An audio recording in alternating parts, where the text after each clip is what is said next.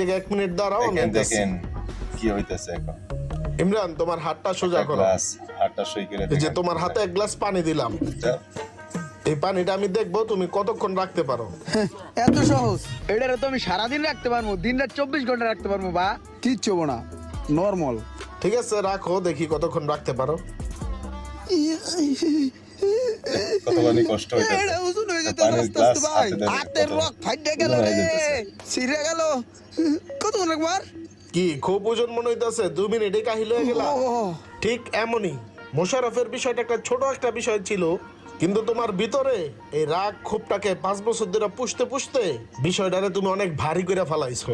তখন যদি তুমি ওই বিষয়টার এরকম না পুষা তোমার ভিতর থেকে এরকম রাগ ক্ষোভটা ফালাই দিয়া খালি করতা, তাহলে এটা ভিতর এতদিন ধরে পুষা পুষা বড় হইতো। তুমিও তখন এরকম গ্লাসের মতো হালকা থাকতে পারতা। কারোর সাথে যদি তোমার রাগ ক্ষোভ থেকেই থাকে